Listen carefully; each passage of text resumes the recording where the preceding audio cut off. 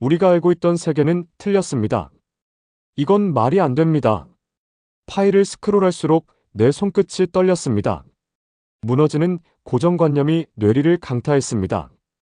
우리가 보호해야 한다고 믿었던 한 나라, 한국. 70년 전 전쟁 폐허 속에서 미국의 원조를 받던 그 작은 동맹국. 그런데 지금 이 보고서는 완전히 다른 이야기를 하고 있었습니다.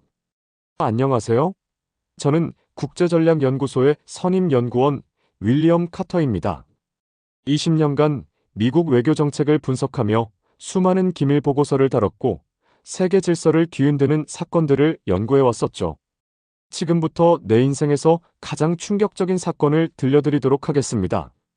한밤중 연구실에서 발견한 단 하나의 파일이 그 시작이었습니다. 지금 바로 이야기 들어가겠습니다. 그날 밤 연구실 창밖으로는 겨울비가 부슬부슬 내리고 있었어요. 가로등 불빛이 빗물에 번져 흐릿한 황금빛을 만들었고 창문을 타고 내리는 빗줄기가 마치 내 머릿속을 뒤흔드는 진실처럼 끝없이 흘러내리고 있었죠. 책상 위에는 수북이 쌓인 보고서와 노트북 화면에 떠있는 기밀 해제된 자료들. 저는 커피를 한 모금 마셨지만 이미 식어버린 지 오래였어요. 노트북 화면을 응시한 채 손끝을 떠는 것도 잊은 채 가만히 앉아 있었습니다. 제 눈앞에 있는 수치들은 제가 20년간 믿어왔던 세계 질서를 송두리째 뒤흔들고 있었어요. 한국, 미국이 보호해야 할 작은 동맹국이라고만 생각했던 그 나라가 이미 우리가 생각했던 것보다 훨씬 더 거대한 영향력을 가진 국가가 되어 있었습니다. 데이터는 거짓말을 하지 않았어요. 미국 국방부의 분석 자료에 따르면 한국은 유럽의 주요 국가들을 뛰어넘는 군사력을 갖췄고 나토 NATO 회원국들이 한국산 무기를 도입하는 속도가 기하급수적으로 증가하고 있었어요. 세계 반도체 시장 점유율 1위, 우주항공과 AI 기술력, 심지어 일부 분야에서는 미국마저 한국의 기술을 필요로 하는 상황. 스스로 되뇌었어요. 하지만 아무리 다시 보고 또 봐도 결론은 같았어요. 이건 그냥 단순한 데이터가 아니었어요. 세계가 바뀌고 있다는 신호였어요. 그때였어요.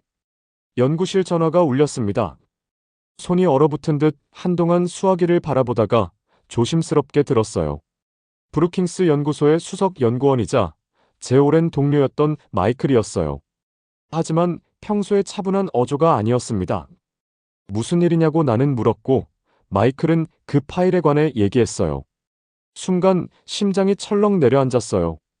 어떻게 알았냐 라며 나는 되물었습니다. 마이클이 짧게 숨을 몰아쉬었어요. 그는 평소 냉정한 사람이었지만 지금 그의 목소리에는 분명한 동요가 묻어 있었어요. 마이클은 그 파일 내용을 덮자고 제안했습니다. 그 말이 끝나자마자 연구실 밖에서 누군가가 걸어오는 소리가 들렸어요. 굽이 낮은 구두가 차가운 복도를 울리며 다가오고 있었어요. 전화기를 들고 창밖을 바라봤어요.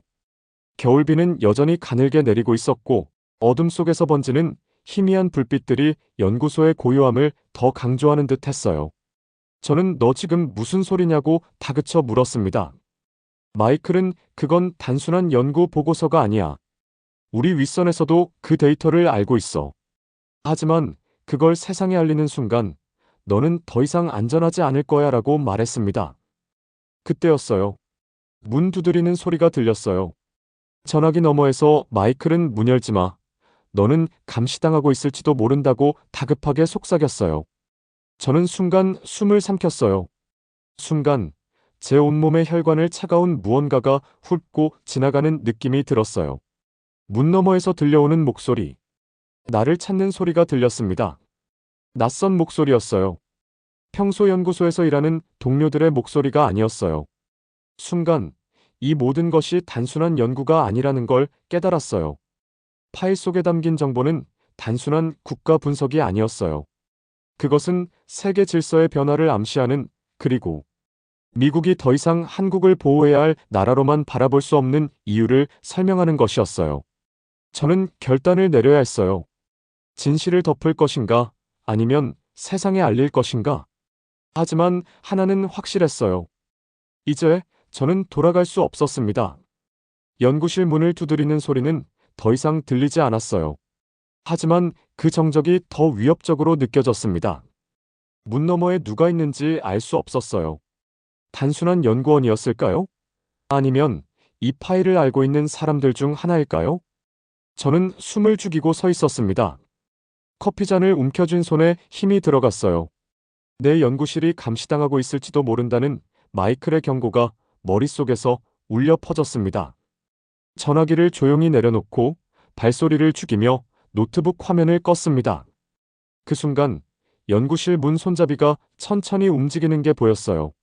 누군가가 안으로 들어오려 하고 있었습니다. 박사님, 안에 계십니까? 라는 말이 들려왔습니다. 부드러운 목소리였지만 그 안에는 묘한 위압감이 스며 있었습니다. 나는 대답하지 않았습니다. 가슴이 쿵쿵 뛰었습니다. 연구실 안에 갇힌 기분이었습니다. 문 밖의 기척이 더욱 선명하게 느껴졌습니다. 발소리 하나에도 신경이 곤두섰습니다. 이 작은 공간이 갑자기 낯설게 느껴졌습니다. 벽이 나를 옥죄어 오는 것만 같았습니다. 지금 움직이면 들킬지도 모른다. 숨을 죽이고 가만히 있어야 한다. 침묵 속에서도 심장의 고동이 유난히 크게 들려왔습니다. 문을 두드리는 소리가 이어질까? 아니면 그가 스스로 돌아설까? 나는 그저 그 순간을 기다렸습니다. 한참의 정적이 흘렀습니다. 그리고 문 밖에서 발소리가 멀어졌어요. 저는 문가에 서서 귀를 기울였습니다. 그가 사라진 걸까? 아니면 문 밖에서 기다리고 있는 걸까? 한동안 꼼짝하지 않은 채 서 있다가 조심스럽게 창문 쪽으로 다가갔어요. 연구실은 3층이었고 창문을 통해 캠퍼스의 어두운 정원이 내려다 보였습니다. 거기엔 아무도 없었어요. 하지만 어디선가 저를 지켜보고 있는 느낌이 들었습니다. 이제 저는 연구소를 떠나야 했어요. 파일을 가져가야 했습니다. 제가 본 진실을 세상에 알리려면 이 데이터를 지켜야 했어요. USB를 서랍에서 꺼내고 빠르게 연구 자료를 백업했습니다. 손이 떨렸어요. 언제든지 누군가가 다시 문을 두드릴 것 같았습니다. 그때 제 노트북 화면에 새로운 이메일이 하나 도착했어요. 제목은 단 한 줄. 당신을 지켜보고 있다. 등골이 서늘해졌습니다. 주저하며 메일을 열었습니다. 내용은 짧았습니다. 이 연구를 계속할 생각이라면 그 대가를 치르게 될 것입니다. 손끝이 얼어붙은 듯 움직이지 않았습니다. 화면 속 그 문장이 마치 나를 노려보는 것 같았습니다. 제 연구실이 감시당하고 있다는 마이클의 말이 사실이었어요. 이제 선택의 순간이 왔습니다. 여기서 멈출 것인가? 아니면 이 진실을 세상에 알릴 것인가? 하지만 저에겐 선택지가 없었습니다. 이미 저는 진실을 알아버렸어요. 저는 USB를 손에 쥐고 코트를 걸쳤습니다. 그리고 조심스럽게 문을 열었어요. 복도에는 아무도 없었습니다. 하지만 공기가 무거웠어요. 윌리엄, 넌 이제 혼자가 아니다. 스스로에게 그렇게 말하며 저는 어두운 복도를 빠르게 걸어 나갔습니다. 연구소를 빠져나온 뒤 저는 곧장 마이클을 만나러 갔어요. 그는 워싱턴 DC의 한 작은 카페에서 기다리고 있었습니다. 겨울밤의 차가운 공기 속에서 저는 코트깃을 세운 채 카페로 들어갔어요. 마이클은 창가에 앉아 있었어요. 커피잔을 두 손으로 감싸준 채 창밖을 바라보고 있었습니다. 그에게 다가가자 그가 천천히 고개를 들었습니다. 내 표정을 살피는 듯한 눈빛이었습니다. 아마도 내가 이미 결정을 내렸다는 것을 알아차린 것 같았습니다. 나는 가볍게 숨을 내쉬었습니다. 이제 멈출 수 없었습니다. 너무 많은 걸 알아버린 이상 돌아갈 길은 없었습니다. 그는 잠시 나를 바라보다가 씁쓸한 웃음을 지었습니다. 이해한다는 듯 혹은 어쩔 수 없다는 듯한 표정이었습니다. 그리고 마침내 고개를 끄덕였습니다. 그제야 나는 궁금해졌습니다. 이제부터 우리가 해야 할 일은 무엇일까? 어떤 선택이 남아있을까? 그는 주머니에서 작은 메모지를 꺼내더니 내 앞에 조용히 밀어놓았습니다. 그 안에는 단 하나의 메시지만이 담겨 있었습니다. 우리가 믿을 수 있는 사람은 단 한 명뿐이라는 뜻. 메모지 위에는 단 하나의 이름과 주소가 적혀 있었습니다. 서울, 대한민국. 이제 저는 한국으로 가야 했습니다. 그곳에서 진실을 확인하고 이 파일의 의미를 직접 확인해야 했어요. 그리고 세상이 모르고 있는 진실을 밝혀야 했습니다. 이제부터 저의 여정은 새로운 국면을 맞이하게 될 것이었습니다. 한국에서의 진실을 밝히기 위해서 서울로 가는 길. 워싱턴의 밤은 차가웠어요. 저는 두툼한 코트 안에 몸을 웅크리고 손에 준 USB를 다시 한번 꽉 쥐었습니다. 마이클이 준 메모지에는 단 하나의 이름과 주소만이 적혀 있었어요. 이 사람이 우리가 찾던 진실을 알고 있어. 그의 말이 머릿속에서 맴돌았어요. 한국. 제가 연구실에서 마주한 데이터 속 미국이 보호해야 한다고 믿어왔던 그 작은 나라. 그런데 지금 저는 그 나라로 가야 했어요. 너 거기 가는 순간 내 삶은 완전히 달라질 거야. 마이클은 마지막까지 저를 설득하려 했어요. 하지만 저는 망설이지 않았어요. 진실을 알아버렸다면 이제는 직접 확인해야 했어요. 비행기 표를 끊고 서둘러 연구소 근처의 호텔에서 짐을 정리했어요. USB와 백업된 서류들은 가방 깊숙이 숨겨두고 연구소에서 쓰던 이메일 계정을 삭제했어요. 이제부터 저는 미국 정부에게조차 존재하지 않는 사람이 되어야 했어요. 그렇게 저는 아무도 모르게 워싱턴을 떠났습니다. 서울, 이질적이면서도 익숙한 도시. 비행기는 14시간의 비행 끝에 인천공항에 도착했어요. 공항 밖으로 나서자 차가운 바람이 볼을 스쳤습니다. 미국의 겨울과는 또 다른 차가움이었어요. 서울은 이미 한밤중이었지만 도시는 여전히 깨어 있었어요. 택시를 잡아타고 마이클이 건네준 주소를 기사님께 보여줬어요. 택시 안에서 창밖을 바라보았습니다. 목적지를 전하자 기사는 조용히 주소를 확인한 뒤 고개를 끄덕였습니다. 하지만 잠시 후 그는 조심스럽게 질문을 던졌습니다. 외국인이 그곳을 찾는 이유를 궁금해하는 눈치였습니다. 진실을 찾으러 왔다고 말하고 싶었지만 그렇게 말할 수는 없었습니다. 대신 짧게 웃으며 친구를 만나러 간다고 답했습니다. 거짓은 아니었습니다. 하지만 그것만이 전부도 아니었습니다. 택시는 한강 다리를 건너며 서울의 밤거리를 지나갔습니다.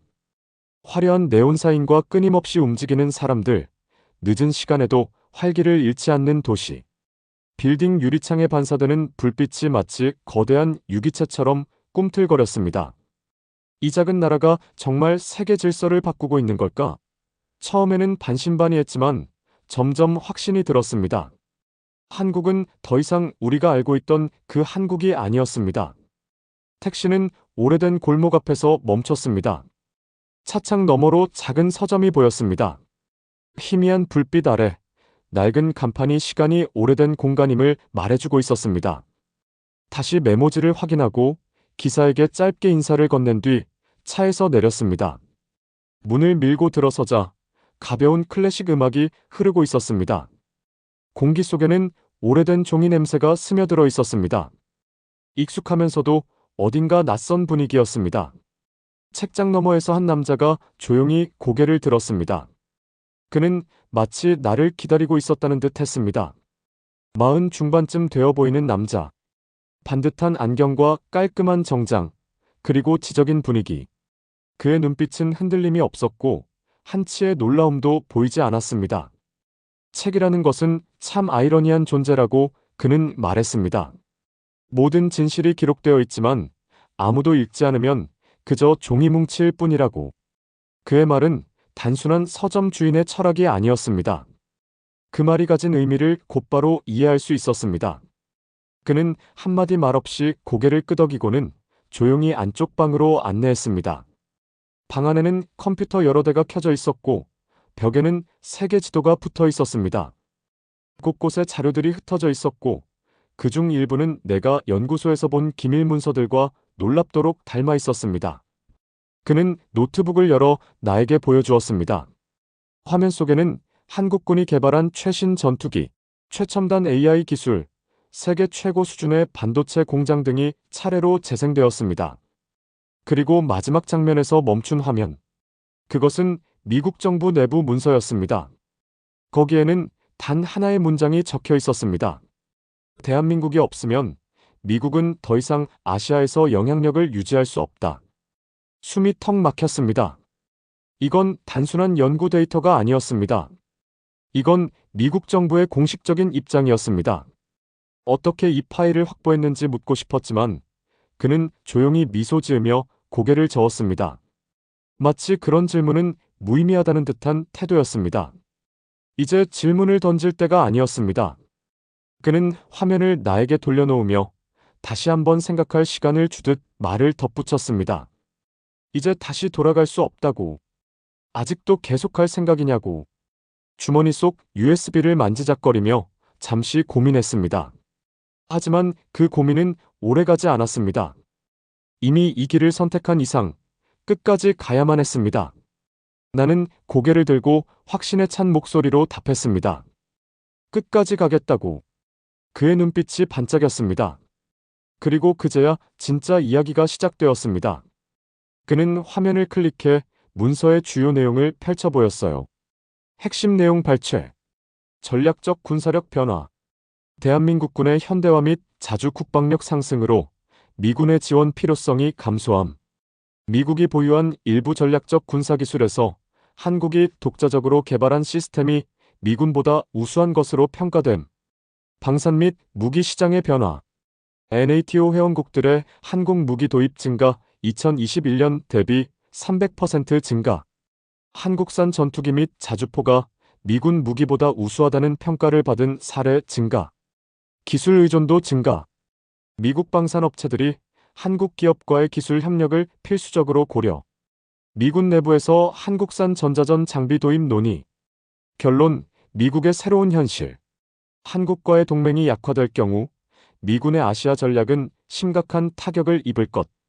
향후 10년 내 한국이 미군 없이도 독자적인 군사력을 갖출 가능성이 매우 높음.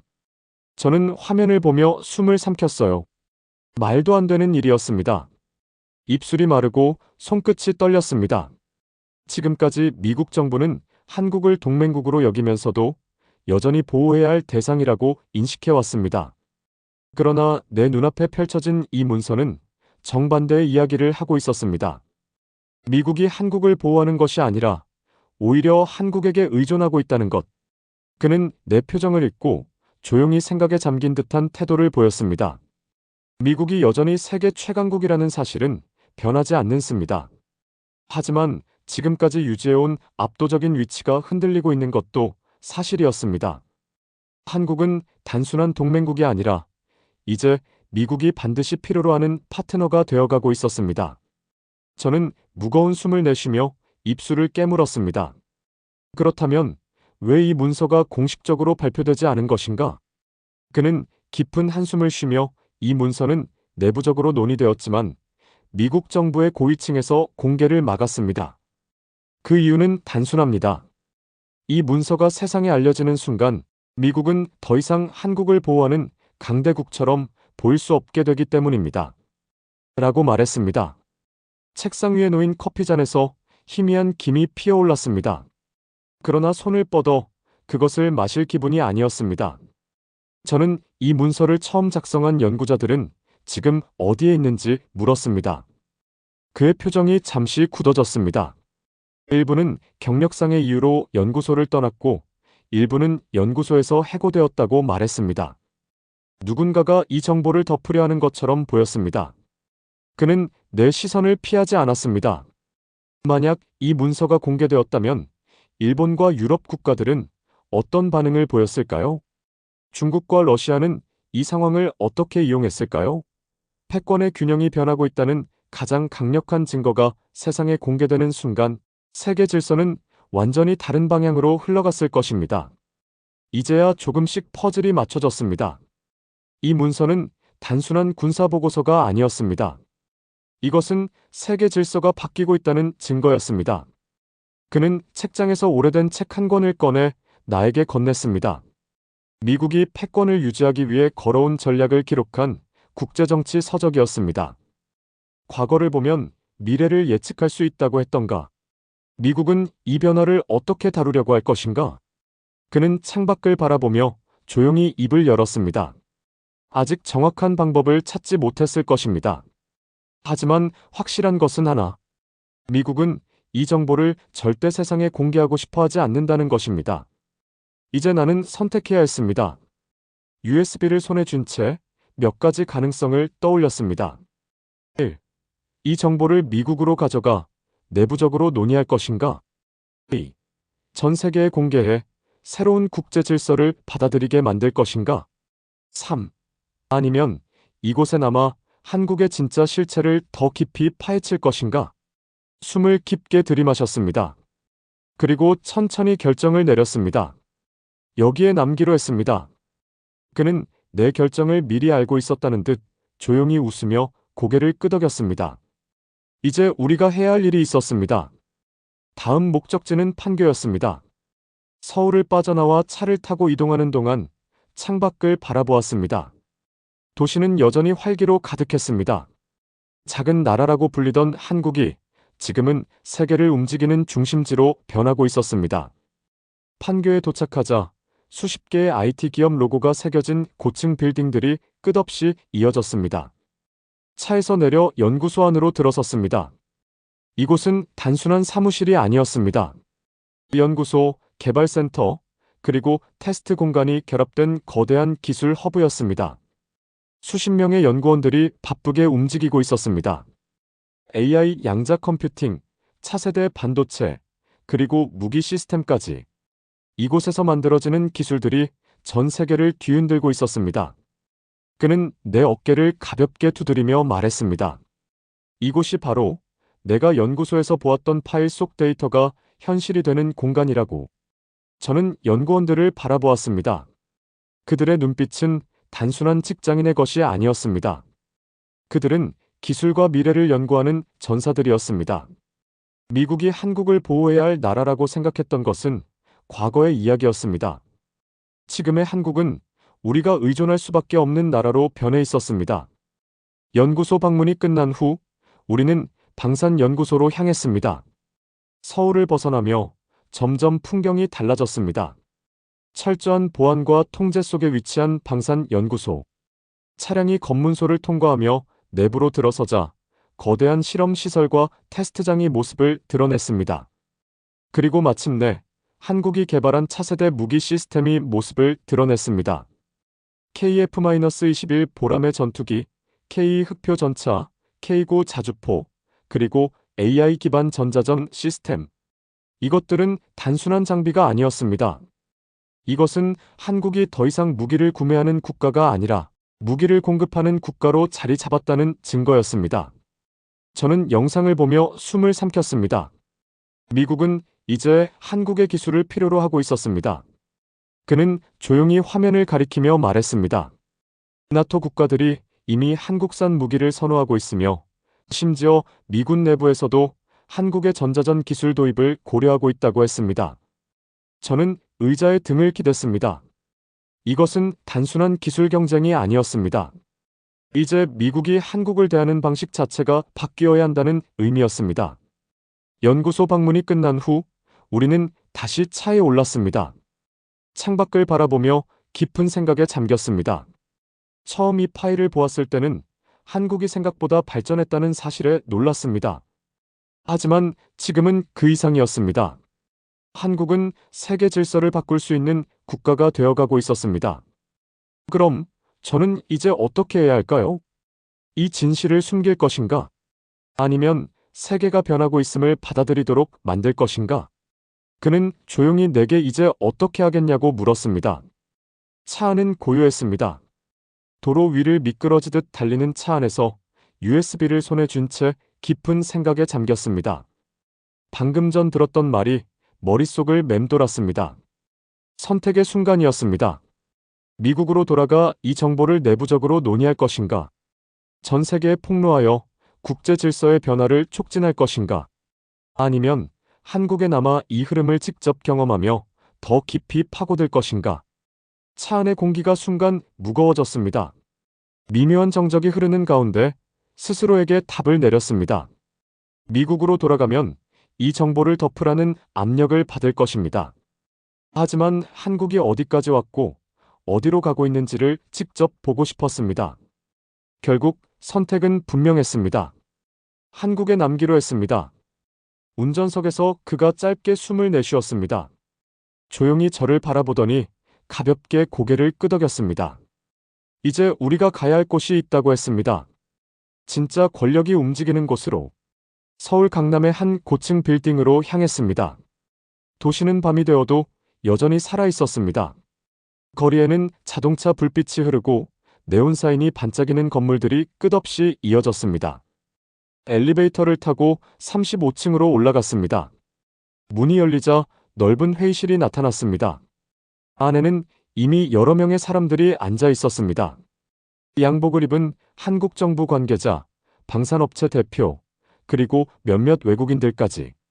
이곳에서 중요한 논의가 오가고 있었습니다. 미국이 한국의 기술을 원하고 있다는 것이 공식화된 이상 한국은 새로운 선택을 해야 하는 순간에 와 있었습니다. 미국은 여전히 한국을 동맹국이라고 생각하지만 현실은 달랐습니다. 한국은 더 이상 미국의 보호를 받는 나라가 아니었습니다. 협력과 거래의 대상이었습니다. 회의는 조용하지만 긴장감이 감돌았습니다. 미국이 한국의 방산 기술 없이는 아시아에서 군사작전을 수행할 수 없다는 사실이 드러나고 있었습니다. 국방부 내부에서도 이 문제를 심각하게 받아들이고 있다는 점이 강조되었습니다. 그 순간 미국이 처한 현실을 완벽하게 이해했습니다. 더 이상 절대적인 강대국이 아니었습니다. 이제 한국이 미국이 필요로 하는 나라가 되어 있었습니다. 회의가 끝난 후 창가에 서서 서울의 야경을 바라보았습니다. 멀리 남산타워가 보였고 도시는 여전히 활기차게 빛나고 있었습니다. 한국은 움직이고 있었습니다. 그리고 그 변화의 흐름은 거스를 수 없는 것이었습니다. 누군가 다가왔습니다. 손에 작은 명함을 건넸습니다. 거기엔 한 연구소의 이름과 함께 짧은 문장이 적혀 있었습니다. 미래를 준비하는 자만이 그 변화를 이끌 수 있습니다. 그렇다면 나도 준비해야 했습니다. 이제부터 한국에서 진실을 직접 경험하며 그 변화를 기록할 것입니다. 그리고 그 변화의 중심에서 새로운 질서를 만들어갈 것입니다. 몇 개월 후 한국에 남아 연구를 이어가던 중 미국에서 충격적인 소식이 들려왔습니다. 미 국방부가 한국과의 전략적 협력을 강화하고 한국 방산 기술 도입을 검토하고 있다는 발표였습니다. 그 순간 모든 것이 분명해졌습니다. 미국은 이제 한국 없이는 아시아에서 군사적 영향력을 유지할 수 없게 되었습니다. 그리고 나는 그 변화를 처음으로 목격한 사람이었습니다. 이상으로 이야기를 마칩니다. 내용이 좋았다면 구독, 좋아요, 알림 설정 부탁드립니다. 더 좋은 사연으로 찾아뵙겠습니다. 저는 감동올레였습니다. 감사합니다.